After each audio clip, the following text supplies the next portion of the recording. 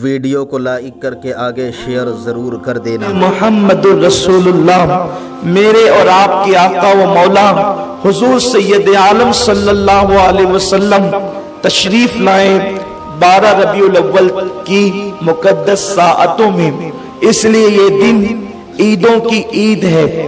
میرے پیارے آقا صلی اللہ علیہ وسلم کے پیارے دیوانوں، جس دن سے آقا کریم صلی اللہ علیہ وسلم کی ولادت ہوئی ہے، اس دن سے لے کر آج تک اہل ایمان نے اپنے دور کے تقاضوں کے مطابق حضور علیہ السلام کا میلاد اپنے اپنے اعتبار سے منایا۔ اور کیوں نہ ہو، کیونکہ جب اللہ تبارک و تعالیٰ نے قرآن میں سینکڑوں آیتوں کے اندر اپنے حبیب کی ولادت کا ذکر کیا ہے، تو صحابہ کیوں نہ کرتے، تابعین کیوں نہ کرتے، اولیاء کیوں نہ کرتے۔ میرے آقا صلی اللہ علیہ وسلم کے دیوانوں، یہ ہمارے دلوں کا سرور ہے، یہ ہمارے ایمان کو جلا بخشنے کی چیز ہے، جس کو ہم آقا کی میلاد کہتے ہیں۔ میلاد آئی، یہ ہماری عیدوں کی عید ہے۔ اگر یہ عید نہ ہوتی تو نہ عید الفطر ہوتی، نہ عید الاضحیٰ ہوتی، کوئی عید نہ ہوتی۔ نثار تیری چہل پہل پر ہزاروں عید ربیع الاول، سوائے ابلیس کے جہاں میں سبھی تو خوشیاں منا رہے ہیں، دلوں کے گلشن مہک رہے ہیں۔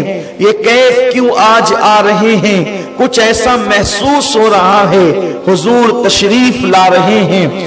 میرے پیارے آقا علیہ السلام کے پیارے دیوانوں، یہ کلیاں نہ ہوتی، نہ یہ گلوں کا تبسم ہوتا، نہ یہ چاند کی چاندنی ہوتی، نہ یہ سورج کی رانائیاں ہوتی، نہ یہ شفق کا جمال ہوتا، نہ یہ افق کی سرخی ہوتی، نہ یہ آسمانوں کا سائبان ہوتا، نہ یہ زمین کی چادر ہوتی، نہ سبزہ زار ہوتا، نہ بھوروں کی گنگناہٹ ہوتی، نہ چڑیوں کی چہچہاہٹ ہوتی، نہ لالا کے رخسار ہوتے، نہ نرگس سی آنکھیں ہوتی، نہ زلفیں ہوتی، نہ خم ہوتا، نہ میں ہوتا، نہ سرائی ہوتی، نہ جام ہوتا، نہ کائنات ہوتی، نہ ارضیات ہوتے، نہ فلکیات ہوتے، کچھ نہ ہوتے، نہ بلکھاتی ہوئی ندیاں ہوتی، نہ گرتے ہوئے آبشار ہوتے، نہ موجیں مارتے ہوئے سمندر ہوتے، نہ دریاؤں کی روانی ہوتی، نہ سمندروں کی طغیانی ہوتی، نہ پتھروں کا وجود ہوتا، نہ پہاڑوں کا غرور ہوتا، نہ درختوں کی سبزہ دار ہوتی،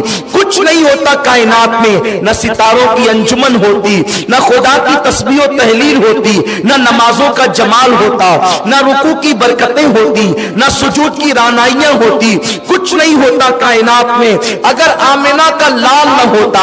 اس لیے کہ میرا اللہ فرما چکا ہے، لولا کلمہ خلقت الدنیا، حبیب اگر تجھے پیدا کرنا نہ ہوتا تو میں کائنات کو پیدا نہ کرتا۔ وہ وجہ کن فکا ہے، وہ وجہ تخلیق کائنات ہے، جسے آمنہ کا لال کہتے ہیں، کیونکہ میرے اللہ نے فرمایا کنت کنزا مخفیا فاحببت عرفا ونفخت فی من روحی، میں تو ایک چھپا ہوا خزانہ تھا، اللہ ہمیشہ سے ہے، ہمیشہ رہے گا۔ اللہ فرماتا ہے میں ایک چھپا ہوا خزانہ تھا، میں نے اپنے آپ کو چھپا کر کے رکھا تھا، جب میں نے چاہا کہ مجھے پہچانا جائے تو میں نے انسانیت کی جان آمنہ کے لال محمد الرسول اللہ کو پیدا کر دیا۔ میرے آقا علیہ السلام کے پیارے دیوانوں، جنت ان کے طفیل بنی، دوزخ ان کے طفیل بنی، عرش ان کے طفیل بنا، فرش ان کے طفیل بنا، کرسی ان کے طفیل بنی، فرشتے ان کے طفیل بنے، جنات ان کے طفیل بنے، انس ان کے طفیل بنے۔ نہ آرائشیں کرتا خدا سارے زمانے میں، نہ کیوں آرائشیں کرتا خدا سارے زمانے میں، تمہیں دولہا بنا کے بھیجنا تھا اس زمانے میں۔ میرے پیارے آقا علیہ السلام کے پیارے دیوانوں، آقا کریم کی آمد، حضور سید عالم کی آمد تخلیق کائنات کی وجہ ہے، وہ وجہ تخلیق کائنات ہے۔ اللہ اکبر، قرآن کا نزول نہ ہوتا اگر وہ نہ آتے، خدا کا دیدار ہمیں نصیب نہ ہوتا جنت میں اگر ان کا وجود پاک نہ ہوتا, اللہ کی معرفت نہ ہوتی اگر وہ نہ آتے. یاد رکھیں یہ گفتگو تو انشاءاللہ آگے پھر کبھی ہوگی. آج جو میرا عنوان ہے ہم میلاد کیوں نہ منائیں, میں اس پر آج گفتگو کرنا چاہتا ہوں.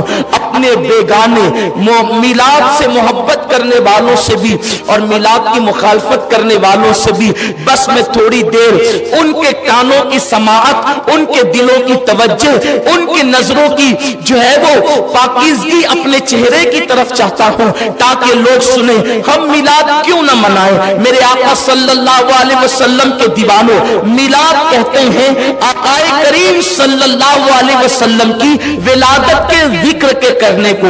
حضور تشریف لائے تو کیا ہوا, آقا کی آمد ہوئی تو کیا ہوا, بس اسی کا ذکر کرنا یہ میلاد النبی صلی اللہ علیہ وسلم ہے. اب اس کے لیے کوئی اہتمام کرے, کوئی انتظام کرے, کوئی جو ہے وہ سجاوٹ کرے تو یہ جت قدر اہتمام بڑھتا جائے گا اسی قدر جو ہے وہ ثواب بھی بڑھتا جائے گا, کیونکہ اہتمام عزت و توقیر کے لیے ہوتا ہے, تعظیم و احترام کے لیے ہوتا ہے. اب آئے میں آپ کو بتاؤں ہم میلاد کیوں نہ منائیں. اس لیے کہ میلاد کا جو تعارف, اس کا پریچے, اس کا ڈیفینیشن جو میں نے پیش کیا وہ یہ ہے کہ حضور کی ولادت کے وقت کے واقعات کا ذکر کرنا یہ میلاد النبی صلی اللہ علیہ وسلم ہے. اس کا اہتمام جیسے نفس شادی کسے کہتے ہیں, شادی کی تعریف عرف میں یہ ہے کہ کسی لڑکا لڑکی کا ایجاب و قبول ہوتا ہے, نکاح اسی کو کہتے ہیں. دو گواہ ہو ایک قاضی تو بھی نکاح ہو جائے گا, ٹھیک ہے. لیکن کبھی ہم میں سے کوئی ایسا نہیں کرتا کہ دو گواہ ہو ایک قاضی دولہا دلہن, بلکہ قاضی کی بھی ضرورت نہیں ہے. اگر دولہا کہہ دے کہ میں نے تمہارے ساتھ نکاح کیا دو گواہوں کی موجودگی میں, لڑکی کہے میں نے قبول کیا, یا لڑکی کہے کہ میں نے نکاح کیا آپ کے ساتھ, لڑکا کہے میں نے قبول کیا, نکاح ہو گیا. خطبہ پڑھنا سنت ہے, نہ فرض ہے نہ واجب. یعنی اگر خطبہ نہ بھی پڑھا جائے تو بھی نکاح مسئلے کے اعتبار سے ہو جاتا ہے, لیکن پڑھنا چاہیے کیونکہ میرے آقا کی سنت ہے. اس کو ترک کرنا برا ہے, نہیں کر سکتے. بلکہ اگر پورا خطبہ کوئی نہ پڑھے الحمدللہ نحمدہ ونستعینہ وہ جو سنتے ہیں, صرف خطبے کی نیت سے کوئی الحمدللہ رب العالمین بھی کہہ دے, خطبہ ہو گیا. یہ ایک مسئلہ میں نے بتایا آپ کو. اگر آپ کو تھوڑا سا اچھمبا لگے تو آپ بار شریعت دیکھ لیں, بہت آسان سی کتاب ہے بار شریعت, آپ کو یہ مسائل سب اس میں مل جائیں گے. لیکن کوئی ایسا نہیں کرتا. کیوں نہیں کرتا؟ اگر آپ اس طریقے سے نکاح کریں گے, جب بعد کے لوگوں کو پتا چلے گا تو لوگ کہیں گے کہ یہ حادثہ ہوا کب. اس لیے ہم ایسا نہیں کرتے. کیوں نہیں کرتے؟ اس لیے کہ یہ ایک اچھی چیز نہیں ہے, یہ تہذیب کے بھی خلاف ہے, تمدن کے بھی خلاف ہے, شرافت کے بھی خلاف ہے. کیونکہ اگر آپ اس طرح چوری چوری چپکے نکاح کریں گے تو لوگ کہیں گے کہیں کوئی گڑبڑ تو نہیں ہوئی تھی کہ کبھی بھی نکاح ہو گیا. اس لیے ہم کیا کرتے ہیں, منڈپ لگواتے ہیں جسے ہم شامیانہ کہتے ہیں, لیکن اس شامیانے کو عامیانہ انداز میں ہم منڈپ کہتے ہیں. تو منڈپ لگاتے ہیں, اسٹیج ہوتا ہے, دیگیں پکتی ہے, رکے بیٹھتے ہیں, لوگ مدعو ہوتے ہیں, امیر غریب چھوٹے بڑے سب آتے ہیں, کہیں درجنوں میں, کہیں سینکڑوں میں, کہیں ہزاروں میں, اور نکاح ہوتا ہے. یہی تو ہوتا ہے. منڈپ کا شادی سے کوئی تعلق نہیں ہے, لیکن منڈپ اس لیے لگتا ہے کہ مہمان آئیں گے تو دھوپ میں تو نہیں بٹھائیں گے. اگر دھوپ میں بٹھائیں گے تو لوگ کہیں گے کہ یہ آدمی جو ہے یہ لوگوں کی عزت کرنے سے ناواقف ہے, اسے پتا نہیں ہے کہ تعظیم کسے کہتے ہیں. لوگ آئیں گے تو چٹائی پر بھی بیٹھ سکتے ہیں, لیکن ہم کرسیاں لگاتے ہیں. آ کر ہم لوگ پانی پی کے بھی چلے جاتے ہیں, لیکن ہم شربت پلاتے ہیں. شربت بھی صرف شکر اور پانی سے مل کے شربت بن جاتا ہے, لیکن ہم اس میں دودھ ڈالتے ہیں, اس میں خوشبو ڈالتے ہیں, سینٹ ڈالتے ہیں وغیرہ وغیرہ. میں کوئی آپ کو شربت بنانے کی ترکیب بتانے نہیں بیٹھا, صرف ایک ہلکی سی تمہید چاہتا ہوں کہ آپ کی توجہ میری طرف ہو جائے. یہ سب اس لیے ہوتا ہے, حالانکہ نکاح سے اس کا کوئی تعلق نہیں ہے, نہ شربت کا, نہ منڈپ کا, نہ دیگ کا, نہ کھانے کا نہ کرسی کا کوئی تعلق نہیں ہے. اگر اس سے ہٹ کر بھی یاد کرے تو بھی نکاح ہو جائے, ٹاٹ پٹی پہ بیٹھے تو بھی ہو جائے, شربت نہ ہو تو بھی ہو جائے, منڈپ نہ ہو تو بھی ہو جائے. لیکن آپ آنے والے مہمان کی عزت کی خاطر اچھے سے اچھا انتظام کرتے ہیں تاکہ آنے والے کو پتا چلے کہ جس کے گھر کی شادی میں جا رہے ہیں وہ کوئی پٹیچر یا جائر نہیں ہے, مہمانوں کی قدر جانتا ہے, مہمانوں کا احترام جانتا ہے, مہمانوں کی تقریم جانتا ہے. اور حضور علیہ السلام کا فرمان ہے جو اللہ اور یوم آخرت پہ ایمان رکھتا ہو وہ مہمان کی تقریم اور تعظیم کرے. خدا کی قسم یہ نہ فرض ہے نہ واجب, اللہ اکبر, لیکن تکریم مہمان کا حکم ہے, اس لیے سب کچھ کرتے ہیں. میلاد بس اتنی ہے, میلاد بس اتنی ہے کہ حضور کی آمد کا ذکر کیا جائے, لیکن چونکہ آنے والا اس قدر شان و شوکت والا ہے, خدا کا حبیب ہے کہ ہمارا دل نہیں بھرتا کہ زمین پہ بیٹھ کر وہ واقعات بیان کرے. اس لیے ہم لائٹنگیں بھی لگاتے ہیں, کمکمے بھی لگاتے ہیں, اسٹیج بھی سجاتے ہیں, جھنڈے بھی لگاتے ہیں, دھوم دھام کرتے ہیں تاکہ پتہ چل جائے آنے والا معمولی نہیں, وہ اللہ کا نائب مطلق آ رہا ہے. تقریر کا حکم تعظیم کے لیے کیا جاتا ہے, ورنہ میلاد صرف واقعات میلاد کو بیان کرنے کا نام ہے. اب آئیے نہ خدا نے کیسے ان کی آمد بیان کی. میرا اللہ فرماتا ہے لقد جاءکم رسول, تحقیق تمہارے پاس آ گیا عزت والا رسول. اس رسول کی شان کیا ہے؟ عزیز عنتم حریص, تمہارا مشقت میں پڑنا اس رسول پر بڑا بھاری پڑتا ہے. وہ تم سے اتنی محبت کرتا ہے کہ اگر تمہیں کانٹا بھی چبھے تو وہ بے چین ہوتا ہے. تمہارے گھر کے چراغ کی بتی بھی گل ہو جائے تو اس کو بے قراری ہوتی ہے. وہ تم پر بڑا مہربان ہے. اللہ کے انعامات جب تم پر وہ دیکھتا ہے تو اس میں وہ حریص ہے, حلمی مزید کہتا ہے, مزید کی طلب کرتا ہے. وہ اتنا تم پر مہربان ہے, ایسا تم پر مہربان ہے کہ تمہارا مشقت میں پڑنا اس کو بڑا گرا گزرتا ہے, تمہاری تکلیفیں اس کو بڑی گرا گزرتی ہے, اور وہ اللہ کی بارگاہ میں تمہاری بھلائی کے لیے حریص ہے. علیکم بالمؤمنین رؤوف الرحیم, اور وہ مومنوں کے لیے مہربان ہے, مہربان. قرآن نے رؤوف بھی کہا اور رحیم بھی کہا.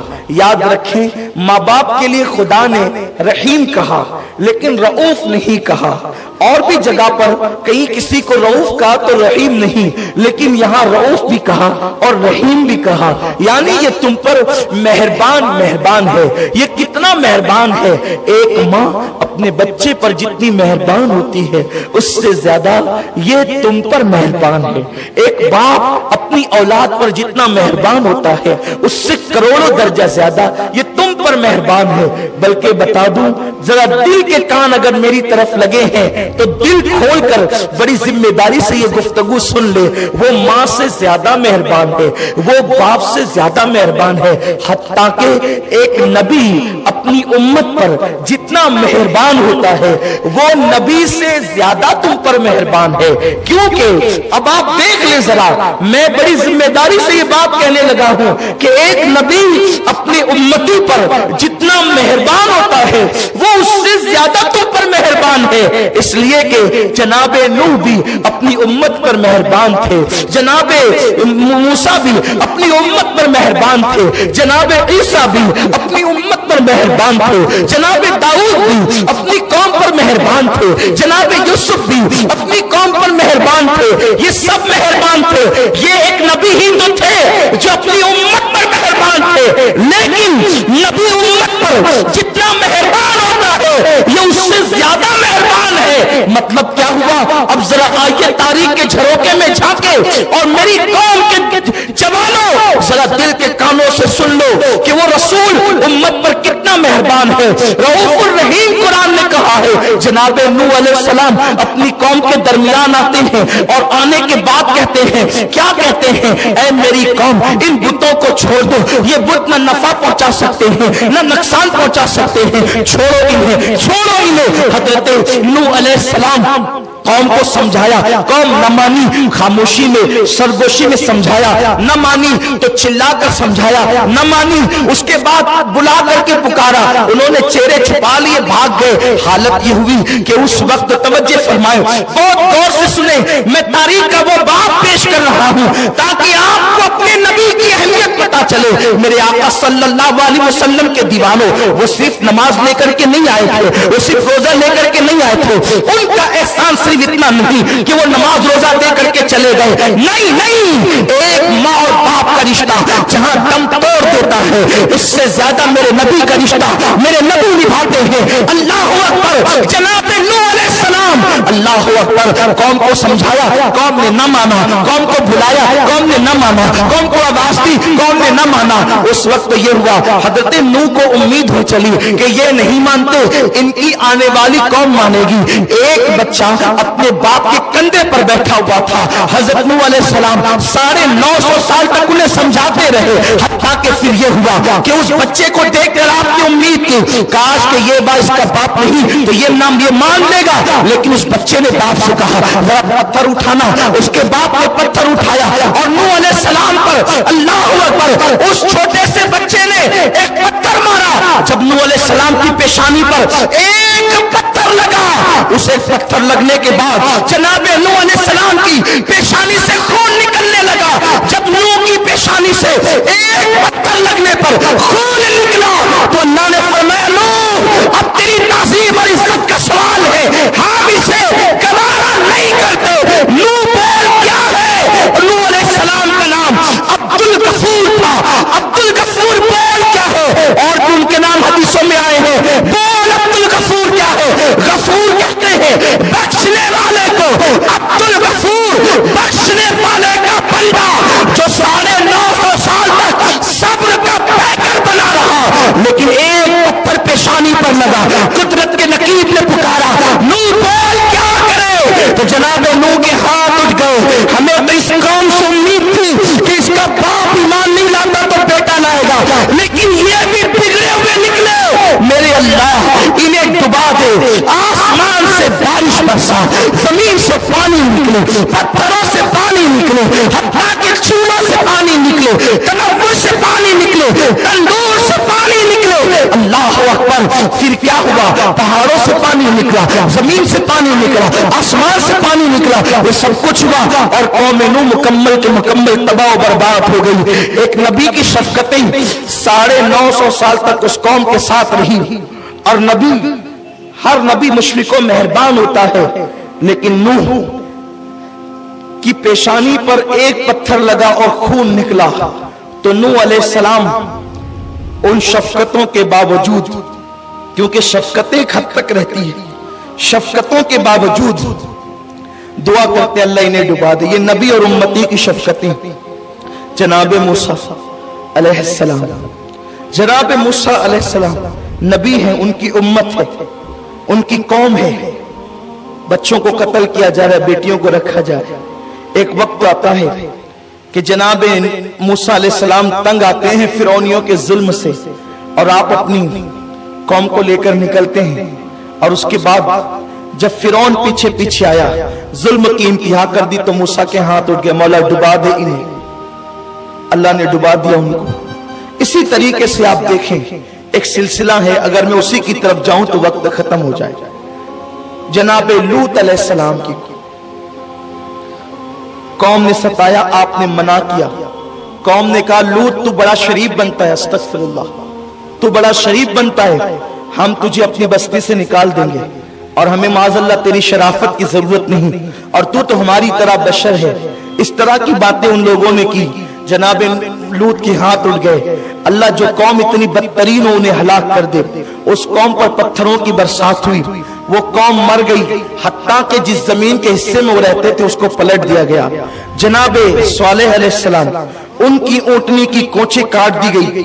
नबी की शफकतें बड़ी साथ साथ थी, लेकिन जब ऊँटनी की कोंचे कटी तो जनाबे सालेह ने कहा, जो मेरी ऊँटनी की कोंचे काट दे, जो नाक़तल्लाह की कोंचे काट दे, वो जमीन, अब जमीन, वो कौम जमीन पे रहने के काबिल नहीं, उन्हें तबाह कर दिया जाए, हलाक कर दिया जाए, बर्बाद कर दिया जाए। कौम समूद को देख लें आप, अल्लाह अकबर, कौम आद को देख लें आप, इन कौमों का तस्करा, कौम सालेह आप सुन चुके, जनाब लूत की कौम, हर नबी ने जनाब शुएब की कौम, जब हजरत शुएब अलैहिस्सलाम अल्लाह का कलाम पेश करते तो काफिर तालियां बजाते और तालियां बजाते और लोगों को सुनने नहीं देते, कहते उसकी महफिल में न जाना।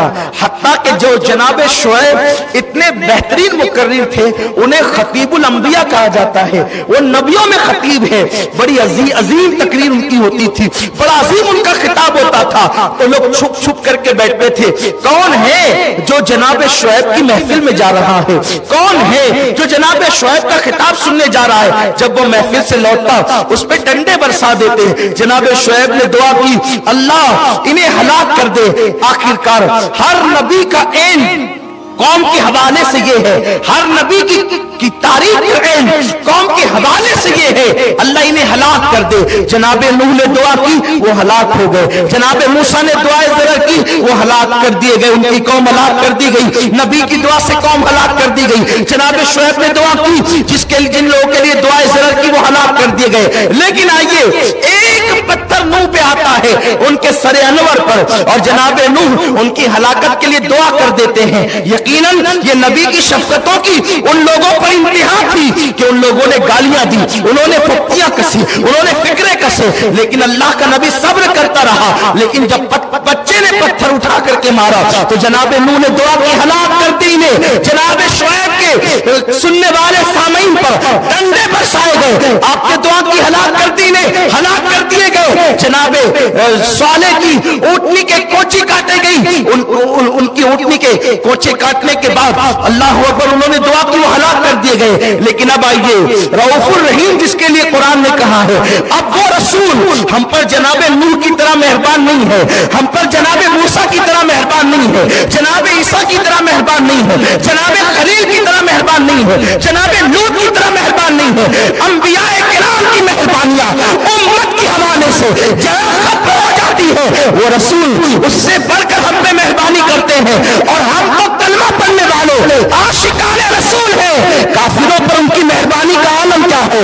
यहाँ एक पत्थर पेशानी पर लगता है और दुआएं जरा कर दी जाती है, लेकिन वहां पर अब याद करें उस मंजर को, उस मकान को, अल्लाह अकबर, जो सफरे ताइफ कहा जाता है। ताइफ की वादियों में नबियों का इमाम है, नूह का इमाम है, मूसा का इमाम है, ईसा का इमाम है, इब्राहिम का इमाम है, आमिना का लाल है। जब आप गए हैं तो आप अंदाजा लगाए कि अंदाज क्या उस कौम का, जब आपने बड़े बड़े सरदारों को कहा कि मुझे अल्लाह ने रसूल बनाकर भेजा है, उन जालिमों ने यह कहा था, क्या अल्लाह को नबी बनाने के लिए मोहम्मद तू ही मिला था, क्या तुझसे बेहतर कोई इंसान नहीं मिला था माज़अल्लाह।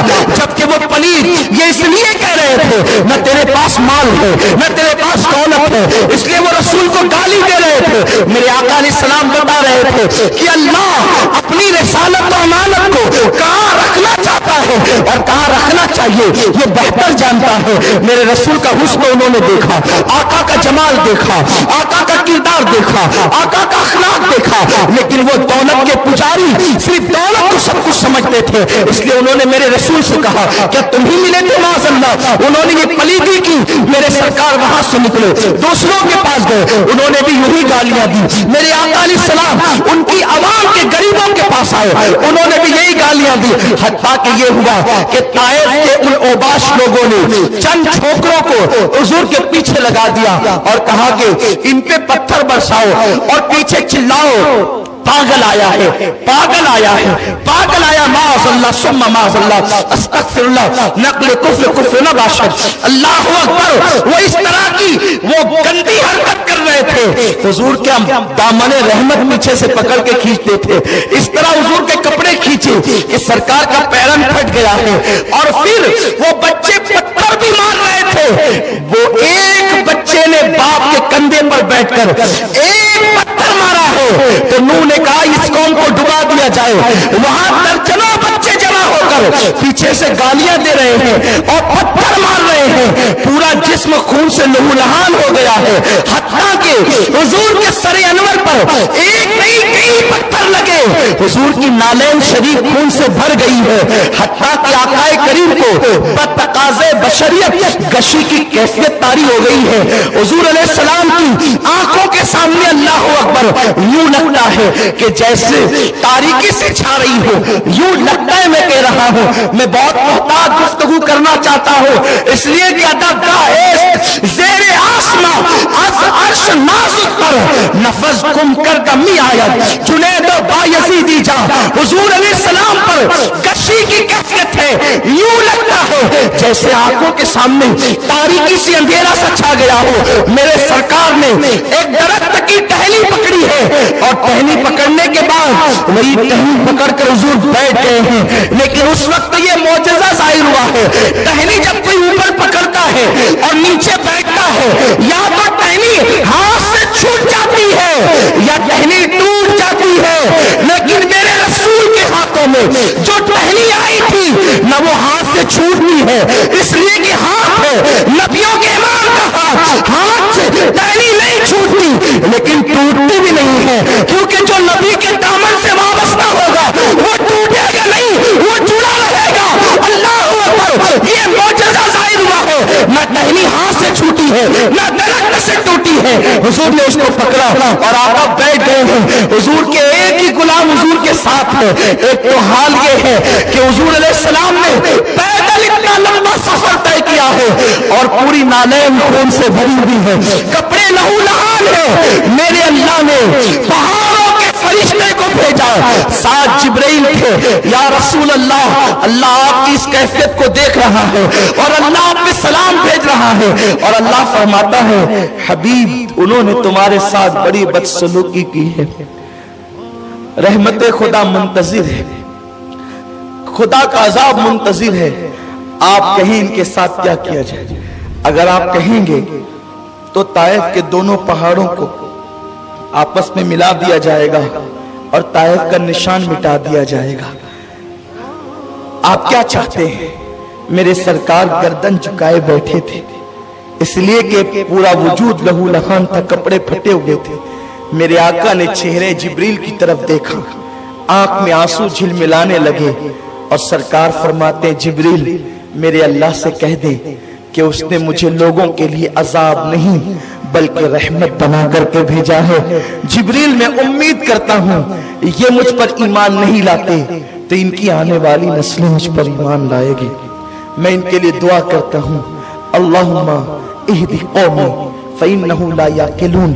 अल्लाह इस कौम को हिदायत अता फरमा, इन्हें अक्ल नहीं, इन्हें शऊर नहीं है। आप गौर फरमाएं जनाबे नूह की पेशानी पे एक पत्थर आया तो पूरी कौम के लिए दुआए ज़रर कर दी गई। यहाँ तो पूरा वजूद लहूलुहान हो गया है, लेकिन उस कौम के लिए मेरे रसूल ने दुआए ज़रर यानी बद्दुआ नहीं किया बल्कि उनको दुआ दी मेरे आका ने। और फिर दुनिया ने देखा फतेह मक्का के बाद पूरा ताइफ मेरे रसूल के कदमों में आने पर मजबूर हो गया है। मेरे आका अलैहिस्सलाम के दीवानों, आप मुझे बताएं कि जो रसूल काफिरों पर इतने मेहरबान हो वो रसूल मोमिनों के लिए रऊफ भी है और रहीम भी है। उनका करम कितना है, उम्मत से कितना प्यार करते हैं। मेरे आका सल्लल्लाहु अलैहि वसल्लम के दीवानों, बस एक बात बताऊंगा, ज्यादा नहीं, इसलिए कि इंशाअल्लाह फिर 2 प्रोग्रामात मजीद और हैं, उसमें कुछ बातें होगी, टाइम भी खत्म हो रहा है। बस एक बात बताऊंगा, हुजूर उम्मत पर कितने मेहरबान है, कितने मेहरबान है, कितनी मेहरबान है, उम्मत से कितनी मेहरबानी करते हैं। बस एक बात, रसूलुल्लाह की शहजादी मखदूमाए कायनात मलके फिरदौसे बरी सैयदा तैयबा ताहिरा खातून सैयदा फातिमातुज़ ज़हरा सलामुल्लाह अलैहा अल्फ अल्फ मर्रा फी कुल्li लम्हा। सैयदा फातिमातुज़ ज़हरा अपने बाबा की बारगाह में आई बहुत तवज्जो के साथ। मेरे वो भाई जो किसी के बहकावे में आके कहते हैं मिलाद मनाना शिर्क है, झंडा लगाना कहां से साबित है। मैं कहता हूं थोड़ा सा दिल खोलो, اور بات انصاف سے سنو، توجہ سے سنو، پھر آپ کریں یا نہ کریں آپ کی مرضی۔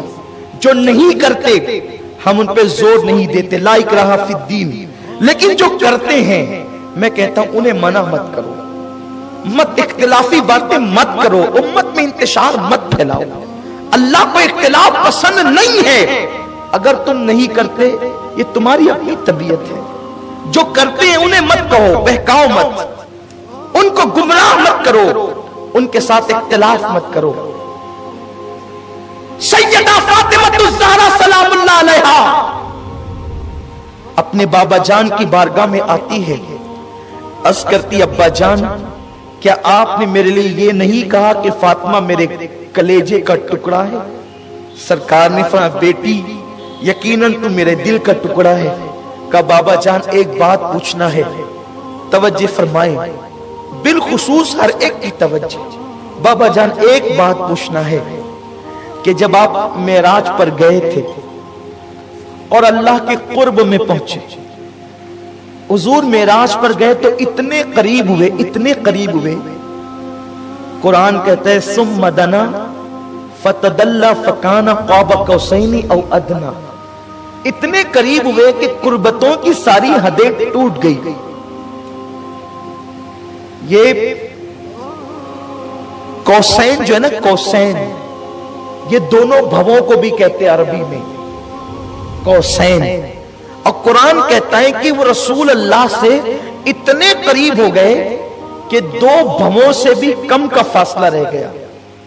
اگر یہ کہا جاتا کہ دو بھووں کے اتنا فاصلہ رہا ہم اندازہ کر لیتے کتنا رہا، لیکن قرآن کیا کہتا ہے دو بھووں سے بھی کم کا فاصلہ۔ سورہ والنجم اٹھا کر دیکھ لیں، ہمارے حفاظ یہاں بیٹھے ہیں، علماء بیٹھے ہیں، دو بھووں سے بھی کم کا فاصلہ رہا۔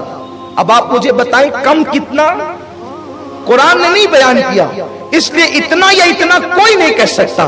جس بات پر قرآن خاموش ہو گیا ہے، اب کسی مولوی کو، عالم کو، فاضل کو، عوام کو، خلاص کو، کسی کو یہ جرات نہیں ہونی چاہیے کہ اب اس پر منہ کھول سکے۔ جہاں قرآن خاموش ہو جائے آپ کو بھی خاموش ہو جانا چاہیے، یہ ایمان کا تقاضا ہے۔ قرآن جہاں خاموش ہے وہاں تم بولتے کیسے ہو؟ تو خدا نے کہا، قرآن نے کہا کہ دو کمان سے بھی کم کا فاصلہ رہ گیا، یعنی اتنے قریب ہو گئے کہ سارے فاصلے مٹ گئے۔ وہ جلوے ظاہر لمعے باطن میں گم ہو گیا، وہ قطرہ بحر معانی میں فنا ہو گیا، ذات مصطفیٰ ذات خدا میں فنا ہو گئی۔ یہ تو بات ہے۔ تو ابا جان آپ اتنے قریب گئے خدا کے کہ ساری حدیں ٹوٹ گئی۔ تو اللہ نے آپ سے بہت باتیں کی، باتوں کا ذکر اتنا آیا فَأَوْحَا إِلَىٰ عَبْدِهِ مَا أَوْحَا، اللہ نے جو وحی کرنی تھی اپنے محبوب کو کر لی۔ اور یوں بھی محب اور محبوب کی بات میں غیروں کو کیا تعلق؟ جب باتیں محبوب کی ہوتی ہے محب سے، محب کی ہوتی ہے محبوب سے، تو اس کو راز میں رکھی جاتی ہے نا۔ تو اللہ فرماتا ہے فَأَوْحَا إِلَىٰ عَبْدِهِ مَا أَوْحَا، جو باتیں کرنی تھی اللہ نے کر لی، اللہ نے کسی کو نہیں بتائی اور حضور نے بھی کسی کو نہیں بتائی، دونوں نے کسی کو نہیں بتائی۔ لیکن آئی ہے سیدہ فاطمہ، کہتی ہے بابا جو باتیں کی ہے نا ان میں سے مجھے ایک بات بتا دیں، کوئی ایک ہی بتا دے۔ بعض روایتوں میں یوں کہا کہ حضور سے جو باتیں کی وہ مجھے بتائیں، تو آقا نے فرمایا بیٹی میں سب تو نہیں بتاتا لیکن ایک بات بتاتا، ایک بات صرف بتاتا ہوں بیٹی، ایک بات، سب نہیں ایک۔ وہ ایک کیا بتائی؟ ارشاد ہوتا ہے میری بیٹی جب میں اپنے اللہ کے قرب میں پہنچا، نہ جہاں کسی کی سوچ جا سکتی ہے، جہاں کیف کے پر جلتے ہیں، جب میں اپنے اللہ کے قرب میں پہنچا تو میرے اللہ نے مجھے 70,000 مرتبہ کہا حبیب مانگ لے، کیا مانگتا ہے؟ حبیب مانگ لے، کیا مانگتا ہے؟ حبیب مانگ لے، کیا مانگتا ہے؟ کتنی مرتبہ؟ 70,000 مرتبہ۔ سیدہ مچل گئی، مچل گئی۔ پھر پوچھتی بابا جب اس نے 70,000 مرتبہ کہا مانگ لے محبوب تو کیا مانگتا ہے، تو آپ نے کیا کیا مانگا بابا؟ میرے آقا فرماتے بیٹی وہ جب جب کہتا نا مانگ لے کیا مانگتا ہے، تو میں کہتا میری امت کو بخش دے۔ وہ کہتا ہے مانگ لے کیا مانگتا ہے، میں کہتا میری امت کو بخش دے۔ وہ کہتا ہے مانگ لے کیا مانگتا ہے، میں کہتا میری امت کو بخش دے۔ بیٹی وہ 70,000 بار کہتا رہا مانگ لے کیا مانگتا ہے، میں 70,000 بار یہی جواب دیتا رہا میری امت کو بخش دے۔ اس کے کرم کو جوش آ گیا، اس نے فرمایا محبوب گھبرا نہیں، غم نہ کر، اتنے قریب اسی لیے بلایا ہے، ارے کچھ اور بھی تو مانگ۔ میں نے کہا میری امت کچھ اور بھی تو مانگ، میں نے کہا میری امت، اس نے کچھ اور بھی تو مانگ، کہنے کا میری امت۔ پھر اس نے کہہ دیا حبیب قیامت میں تجھے رسوا نہیں کروں گا، قیامت کے دن تیری امت کی عمل نہ دیکھوں گا، تو جس کو چاہے گا میں اس کو بے حساب جنت عطا کر دوں گا۔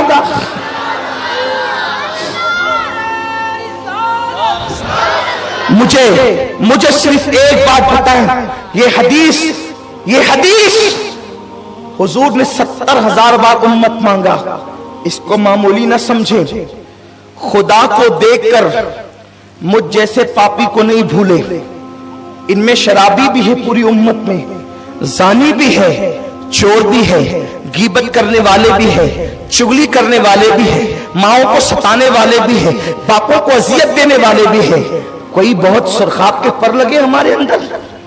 سوچو اتنے گندے لوگ ہیں ہم، اتنے گنہگار اور پاپی لوگ ہیں ہم۔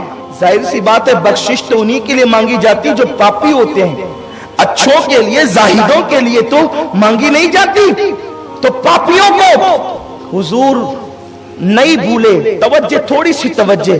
حضرت موسیٰ 70,000 پردوں کے پیچھے سے ایک تجلی دیکھ کر بے ہوش ہو کر زمین پہ آ گئے اور اپنے آپ کو بھول گئے۔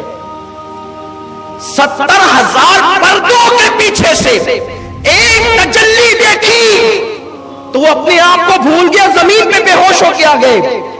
قربان، انسان سب سے زیادہ اپنے آپ سے محبت کرتا ہے نا، تو خدا کا جلوہ وہ ہے اگر 70,000 پردوں کے پیچھے سے موسیٰ جیسا دیکھ لے تو وہ اپنے آپ کو بھول جائے اور زمین پہ آ جائے بے ہوش ہو کر۔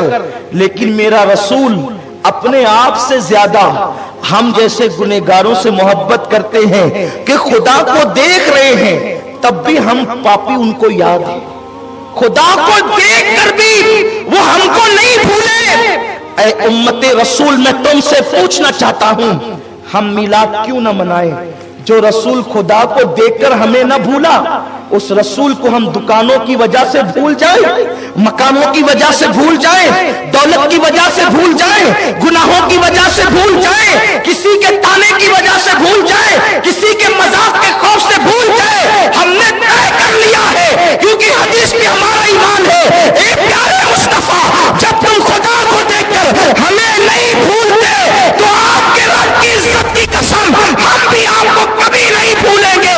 ہم اپنے باپ کو یاد کرے یا نہ کرے، ہر سال میلاد النبی پر آپ کا جشن منا کر آپ کو یاد کریں گے، یاد کرائیں گے، تاکہ تاریخ ولادت کو نہ بھولے نسلیں۔ جشن میلاد نبی یوں ہی مناتے رہیے، جو نہ بھولا ہم غریبوں کو رضا، یاد اس کی اپنی عادت دیجیے۔ آپ مجھے بتائیں جو خدا کو دیکھ کر نہیں بھولتا ہم اس رسول کو بھول جائیں۔ اور میں تو ان بھائیوں سے بھی کہتا ہوں کسی کے بہکاوے میں آ کے کہتے ہیں کیا ملتا ہے میلاد سے، ہم کہتے ہیں اتنا بھی حق اس رسول کا نہیں جو ہندوستان کو آزاد کرائے۔ ان کی یادگاروں کے لیے تم مورچے نکالتے ہو کہ بناؤ، نام لکھو، یہ کرو، ہم اس کے مخالف نہیں ہیں۔ اور جو پوری امت کو جہنم سے آزاد کرائیں اس رسول کا حق ہی نہیں ہے، کچھ حق نہیں ہے۔ انصاف سے کام لو، انصاف سے کام لو۔ اگر کوئی بندہ ایک مدرسہ قائم کرے تو ہر سال اس کی یاد منائی جاتی ہے، मदरसे का 7 साला मनाया जाता है, सिल्वर जुबली मनाया जाता है, गोल्डन जुबली मनाया जाता है। इन मदरसों को मदरसा बनाया किसने?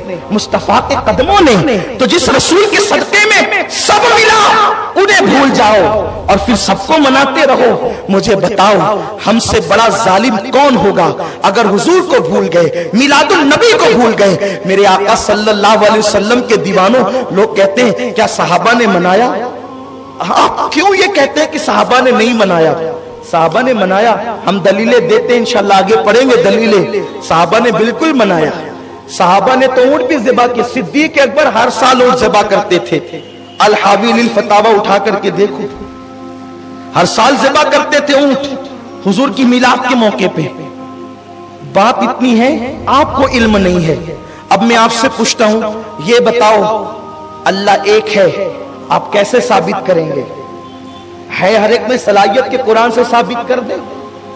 बोलो, नहीं कर सकते। तो इसी तरह जब खुदा का वजूद हर मुसलमान कुरान और हदीस से साबित नहीं कर सकता, वो तो इतना कहता हमारे नबी ने काम मानते हैं, वैसे हर मुसलमान मिलादुल नबी सहाबी ने मनाया ये साबित नहीं कर सकता। ये तो उलमा का काम है। और अगर किसी को शक है कि सहाबी ने नहीं मनाया, हम कहते हैं आओ हमारे पास, बैठो, समझो। और बात इतनी है, जब तुम यौम इकबाल मना सकते हो, जब तुम यौम आजादी मना सकते हो, 15 अगस्त लोग जलसे करते हैं यार, तकरीरें करते हैं। मैं कहता हूं बेशक हम भी करते, करेंगे, लेकिन हुजूर अलैहिस्सलाम ने तो सिर्फ हिंदुस्तान नहीं, पूरी इंसानियत को आजाद कराया। मेरे रसूल के कितने एहसानात हैं, हम क्यों न मनाए उस दिन को? उसके बाद लोग अपने मखसूस अंदाज के झंडे भी लहराते हैं। उस वक्त सफेद और काले रंग की एक अजीब सी पट्टी पहने लहराते हुए देखी है, वो अजीब सा मुझे लगता है। हैरत है, मौलवी का बनाया हुआ झंडा अगर हर साल लहराया जा सकता है, तो क्या रसूलुल्लाह के नाम पे झंडा हर साल लहराया नहीं जा सकता? क्यों आखिर क्यों? इसका मतलब यही है कि आप अगर ये करना नहीं चाहते, करने नहीं देना चाहते, तो आपके दिल में कहीं ना कहीं रसूलुल्लाह से अदावत है, कहीं तो आपके दिल में अदावत दुश्मनी है। वरना आपने किसे रोका, कब रोका? अगर हिम्मत है तो यौम इकबाल मनाने वालों को रोको, अगर हिम्मत है यौम गालिब मनाने वालों को रोको, अगर हिम्मत है तो मदारिस के सालाना इजलास और गोल्डन जुबली, सिल्वर जुबली और जश्न 7 साला को रोको। आप उस वक्त तो खामोश रहते हैं, आप मिलाद पर ही क्यों बोलते हैं? कलमा पढ़ाने का भी एहसान गया, सोचो। और मिलादुल नबी की बरकतें क्या है? बस मैं एक रिवायत पढ़ूंगा, एक रिवायत, मिलादुल नबी की बरकतें क्या है। उससे पहले मैं सिद्दीक अकबर की एक हदीस पढ़ दूं। सैयदना अबू बकर सिद्दीक फरमाते हैं, जिसको अल निअमतुल कुबरा में मुहक्किक खातिमुल हुफ़ाज़ अल्लामा जलालुद्दीन सयूती लिखते हैं। ये सयूती कौन है? ये सयूती कोई मामूली आदमी नहीं है। जो मौर्रिख होता है अक्सर वो मुहद्दिस नहीं होता, जो मुहद्दिस होते हैं अक्सर वो मौर्रिख नहीं होता। ये जलालुद्दीन सयूती वो है जो फकीह भी हैं, मुहद्दिस भी हैं, मौर्रिख भी हैं। इन्हीं लोगों ने इमाम अहले सुन्नत तक ने खातिमुल हुफ़ाज़ लिखा। जिस सयूती की जलालैन में से, क्यों? इसलिए कि 2 जलालुद्दीन की किताब को जलालैन कहा जाता है। उनमें से एक तफसीर जो आलिम को आलिम बनाने के लिए जब हम मदरसे में अपने बच्चों को भेजते हैं तो जलालैन पढ़ाई जाती है। उसमें से एक के मुसन्निफ इमाम जलालुद्दीन सयूती है। और ये सयूती वो बुजुर्ग है जिनको पूरी जिंदगी में 72 मरतबा रसूलुल्लाह का दीदार आलमे बेदारी में नसीब हुआ है। ये वो इमाम सयूती है। वो अपनी किताब नेमतुल कुबरा में लिखते हैं कि सैयदना अबू बकर सिद्दीक ने कहा, जिसने मिलाद के लिए 1 रुपया खर्च किया, कितना कितना आशिकों की मिलाद वालों की तरह आवाज आए, जिसने, कौन कह रही है? अबू बकर सिद्दीक, जिसने मिलादुल नबी में 1 रुपया खर्च किया, अल्लाह जन्नत में उसको मेरे साथ दाखिल फरमाएगा। एक खर्च करने वाले के लिए ये है। اور حوالہ کتاب کا نعمت الکبریٰ، مصنف کا نام امام سیوطی، اور یہ صرف صدیق اکبر کا قول آج پڑھا ہے۔ آج تو پہلا پروگرام ہے نا، انشاءاللہ آگے کے پروگرامات پڑھیں گے۔ دوسری روایت امام سیوطی جو لکھتے ہیں، اب وہ ذرا سنیے میلاد سے کیا ملتا ہے۔ ایک شخص تھا جس کا نام ابو عامر یمنی تھا۔ ابو عامر یمنی، یہ یمن میں رہتا تھا اور یہ بت کی پوجا کرتا تھا۔ ایک بت تھا اس کے گھر میں، یہ اس بت کی پوجا کرتا تھا، اسی کے آگے سر ٹیکتا، اسی کو مناتا، اسی کو سمجھاتا، اس کی منتیں کرتا۔ اس کی ایک بیٹی تھی، بس ایک لوتی بیٹی، آنکھ سے اندھی ہے، گونگی ہے، لنگڑی ہے، لولی ہے۔ اس کا حال یہ ہے، ایک دن ابو عامر نے کہا کہ اے میرے بت، میں نے زندگی بتا دی تیری عبادت کرتے کرتے، ایک کام کر، میری بیٹی کو شفا دے دے۔ لیکن بت میں کہاں طاقت، جو پتھر سے بنا وہ نہ شفا دے سکتا ہے نہ بیماری دے سکتا ہے۔ اس نے کوئی جواب نہیں دیا، وہ گڑ گڑ آتا رہا۔ یہ چھت پر اپنی بیوی کے ساتھ بیٹھا اور بیٹھ کر کہتا ہے اب ہم نے اس خدا کو چھوڑ دینا ہے، اب ہمیں حق خدا کی تلاش کرنا ہے، معبود برحق کی تلاش کرنا ہے۔ چلو ہم ڈھونڈیں گے اس راہ میں، اگر تم نے میرا ساتھ دیا تو ٹھیک ہے، اور اگر تم نے ساتھ نہیں دیا تو میں اکیلا جاتا ہوں۔ میاں بیوی کی محبت بڑی گہری تھی۔ ابو عامر کو اس کی بیوی نے کہا تم اکیلے نہیں، میں بھی تمہارے ساتھ چلوں گی۔ ابھی وہ دونوں باتیں کر رہے تھے کہ اس وقت رات ڈھلتی جا رہی تھی۔ میاں بیوی محبوب و محب کی باتیں اس قدر طول پکڑتی چلی گئی کہ رات ڈھلتی چلی گئی اور رات کا آخری پہر آ گیا۔ جب رات کا آخری پہر آیا تو وہ رات کون سی تھی؟ اتوار کا دن گزر چکا تھا اور پیر کی شب تھی، اور اب پیر کی صبح طلوع ہونے والی تھی۔ ابو عامر کو، اس کو بیوی کو نہیں پتا تھا خدا کو ڈھونڈنے جا رہے ہیں، آج وہ خدا کوئی خاص کام کا ظہور کرنے والا ہے۔ رات کا آخری پہر آیا تو انہوں نے کیا دیکھا کہ اوپر نور ہی نور ظاہر ہوا، انوار ہی انوار ظاہر ہوئے۔ جب کرم ہوتا ہے غم سبھی راحتوں تسکین میں ڈھل جاتے ہیں، جب کرم ہوتا ہے حالات بدل جاتے ہیں۔ نور ہی نور ہوا، انوار چھا گئے آسمانوں پر، اور گویا کہ نور کی قندیلیں زمین پر اترنے لگی۔ انہوں نے اوپر گھبرا کر دیکھا یہ کیا ہو رہا ہے، یہ کیا ہو رہا ہے؟ تو غیب سے آواز آئی لوگوں مبارک ہو، مبارک ہو، آج اللہ کا آخری نبی جلوگر ہو چکا ہے، امام الانبیاء تشریف لا چکا ہے۔ اللہ اکبر۔ اس نے پوچھا یہ کون ہے؟ تو کہا کہ یہ جو ہے اللہ کا پیغمبر ہے، اللہ کا پیغمبر ہے۔ جب اس نے یہ آواز سنی تھی کہ ادھر جب اس نے اپنے بت کی طرف توجہ کی تو اس کا بت جو ہے وہ اوندے منہ ذلیل زمین پہ گر پڑا تھا۔ اس نے اٹھایا وہ پھر گرا، اس نے اٹھایا وہ پھر گرا، اور وہ زبان حال سے کہنے لگا آج میں اپنی جگہ بیٹھ نہیں سکتا کیونکہ محمد رسول اللہ تشریف لا چکے ہیں، حبیب خدا آ چکے ہیں، وہ پیغمبر برحق آ چکے ہیں۔ اس نے کہا وہ ہے کہاں، یہ محمد ہے کہاں؟ تو اس نے جواب دیا وہ مکہ میں بی بی آمینہ کے گھر پیدا ہوا ہے۔ اتنا سننا تھا، ابھی اسی میں حیرت زدہ تھے وہ لوگ کہ جو گونگی لنگڑی لولی بیٹی تھی وہ اٹھ کر کے چھت پر آ کر کھڑی ہو گئی۔ دونوں میاں بیوی نے دیکھا تو یہ اچھی کیسے ہو گئی؟ تو کہا کہ میں اندھیرے میں پڑی ہوئی تھی، ان کی باتوں کا اسے علم نہیں تھا، اندھیرے میں پڑی ہوئی تھی، اتنے میں ایک نور نور ہی نور برسا، اور آنے والے نے کہا اے بچی تو کیوں پریشان ہے؟ اس نے کہا کہ میرا یہ حال ہے، میں اٹھ نہیں سکتی، میری پریشانی ہے، میری تکلیف ہے۔ تو اس نے کہا اگر تو محمد کے وسیلے سے دعا کر تو اللہ تجھے شفا عطا کرے گا، کیونکہ آج وہ اسی وقت پیدا ہوئے ہیں، جو ان کے وسیلے سے اس وقت دعا کرے اس کو مانگی مرادیں ملے۔ بچی نے کہا میں نے محمد کے وسیلے سے دعا کی، اور جب اپنے بدن پہ پھیرا میں اٹھ کر کے کھڑی ہو گئی، جو آپ مجھے دیکھ سکتے ہیں۔ وہ اپنی بیوی کو لے کر، اپنی بچی کو لے کر مکے کی طرف روانہ ہو گئے۔ ابھی حضور نے اعلان نبوت نہیں کیا ہے، حضور کی ولادت ہی ہوئی ہے، جشن آمد رسول ہی ہوئی ہے، آقا کی آمد ہی ہوئی ہے، میلاد النبی ہی ہوئی ہے۔ یارو اگر یہ بات نعمت الکبریٰ میں نہ لکھی ہو ہم آپ کو غلامی لکھ سکتے ہیں، لیکن کتاب بتانا اپنا کام ہے۔ جب کتابوں میں یہ بات لکھی ہوئی ہے تو پھر کیا ہے؟ لوگ منکر کیوں ہیں، انکار کیوں کرتے ہیں؟ ابھی حضور نے نبوت کا اعلان نہیں کیا کیا ہے. یہ شخص مکہ پہنچا, لیکن جب مکہ پہنچا تو چونکہ مکے کے اندر تو ایک عجیب کوہرام بپا تھا, کیونکہ لوگ اپنی آنکھوں سے دیکھ چکے ہیں وہ کعبہ جو دور ابراہیم سے جامد و ساکت کھڑا ہے, وہ کعبہ 3 دن تک جھوم رہا ہے. 3 دن تک جھوم رہا ہے, کعبہ جھوم رہا ہے. میرے رسول نے میلاد منانے والوں کو محروم نہیں کیا. دیکھو کعبے نے میلاد منائی, بھائی جمعہ کے نہیں جمعہ, میلاد منائی کعبے نے. حضور نے اس کو مسلمانوں کا قبلہ بنا دیا, اور اس کے اندر بت کی آلائش تھی وہ سب پاک کر دیا. 3 دن تک کعبہ جھومتا رہا, اور حضرت آمنہ کے گھر کی طرف جھکتا رہا.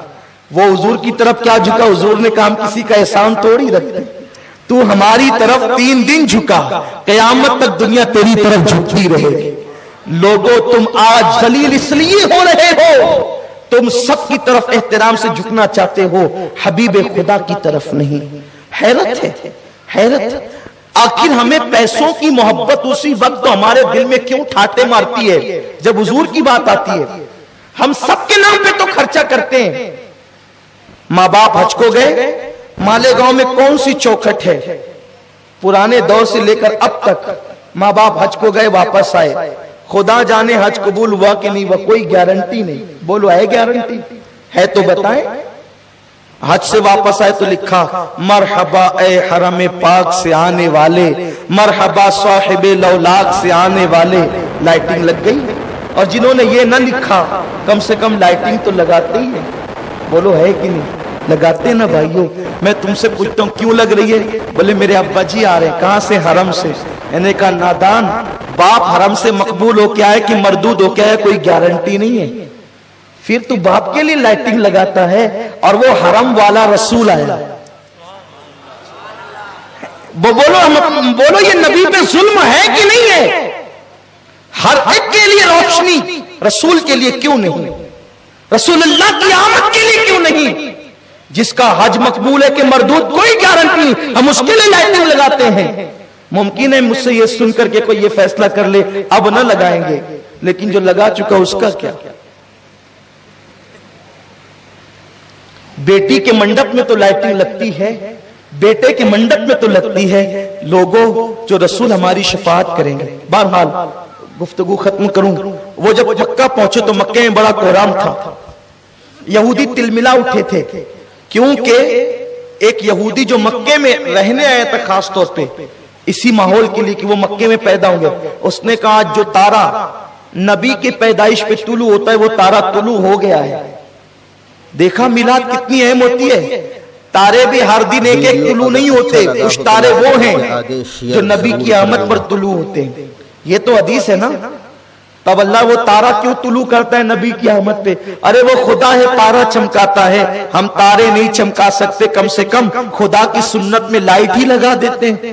اللہ تو قدرت والا ہے, تو تارے چمکا سکتا ہے, ہم تو تارے بنا بھی نہیں سکتے, چمکا بھی نہیں سکتے. یہ حدیث ہے, حدیث پاک ہے, یہ بھی ہم آپ کو بتا سکتے ہیں. نبی کی پیدائش پر جو تارا طلوع ہوتا ہے وہ آج طلوع ہو گیا. کیا تمہارے یہاں کسی کے گھر میں بچہ پیدا ہوا؟ اس وقت پورے مکے میں حضرت عبداللہ کے گھر بیٹا پیدا ہوا تو لوگوں نے کہا عبداللہ کے گھر پیدا ہوا, عبد المطلب کے بیٹے کے گھر. جب وہ گیا تو جا کر کے اس نے کہا ذرا مجھے دکھائے نا. تو جب دکھایا تو کہا ذرا اس کی پیٹھ دکھاؤ. جب آقا کی پیٹھ دکھائی تو پیٹھ پر مہر نبوت تھی. وہ بے ہوش ہو کے زمین پہ گر پڑا, بے ہوش ہو گیا وہ. اور جب ہوش آیا تو لوگوں نے پوچھا ہوا کیا؟ اتنے بچے تمہیں پیدا ہوتے دیکھے, ہوا کیا؟ کہا کہ نبوت بنی اسرائیل سے بنو اسماعیل میں آ گئی, اور یہ اللہ کا آخری نبی ہے, اور اس کے ذریعے سے اے مکے والوں تم سب کے سردار بنا دیے جاؤ گے. حضور کی ولادت کوئی معمولی واقعہ نہیں ہے, یہ سب احادیث ہے, اور یہ سب احادیث معتبر کتابوں میں ہیں. تو یہ سب چیزیں ہو چکی تھی. حضرت عبد المطلب نے کہا آمنہ اب کسی کو بچہ دکھانے کی ضرورت نہیں, ورنہ وہ قتل کر دیں گے ہمارے بچے کو. اور بہت سے آثار, بہت سے معاملات دیکھے گئے. جب یہ تینوں آئے انہوں نے کہا کہ آمنہ وہ بچہ دکھا. کہا دیکھو میرے سسر نہیں ہے, اس لیے میں تمہیں ایک جھلک دکھاؤں گی اور جلدی سے چلے جانا, ورنہ انہوں نے مجھے منع کیا ہے.